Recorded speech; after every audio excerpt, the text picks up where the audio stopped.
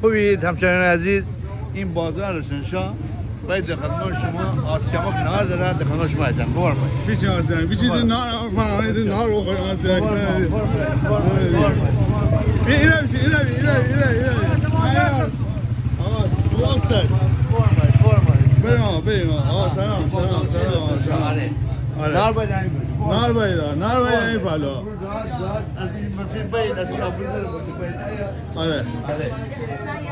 از پشت در پشتی بازارشه بیشتر برو جلو در خدمت شما هستم سلام سلام زنی باید خلاصه همون در خدمت شما هستم بریم بشین چی داریم بسم الله الرحمن الرحیم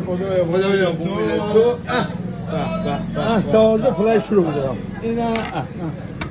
تازه پلای شروع بودم این کوچیکم دعا بلا درسته تف کنم تف نیامون بخور نیامون چیزا نیامون حرف زنه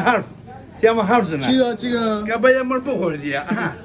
باید من بخور دیگه هاشمی عالی است عالی فده چی داری تمام قیمه در ما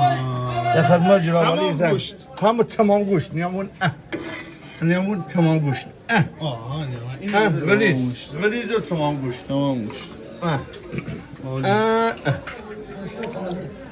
گوشت خالص در خدمت شما هستم اما افتخار بودم علی هم بالخوش هم بفند می آقایم بالخوش هم داریم بله همون سلام شکرم گفت سیامو که غذامون خوبی همون عالی تایید کنی شما تایید کنی بابا آی چمنگل سیامو که غذامون اوکیه سیامو که غذامون خوبیه تایید کنی شما تایید کنی حالا بهتره یه نوع غذای دیگه سرویس بکنه خوش تازگی چیز بکنه اصلا اون غذا نیست اون خوش تازگی خوش ابداع بود معلوم شوی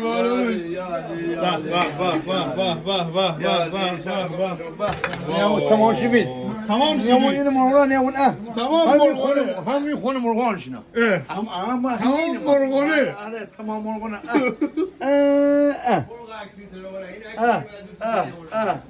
بیا اینم امین تمام آره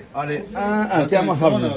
تمام اگه داری یعنی همشهری اما دخل شما هستم اما افتخار حالا بدید اون نگاه در سر بازار لشینشا باید از تمام دنیا از همه جا باید خوشای کیف بکنه برای بازار هم بازار تماشا بوند هم نهار بخوره بار بخوره خوشای خیلی سبحانه اسرانه دخل آره خوشای کیف بوند حاجه دوست سوال داریم اسرانه داریم هم بازار لشینشا از صبح بازه 6 صبح تا 12 شب آره یعنی 6 صبح بازار تا 12 شب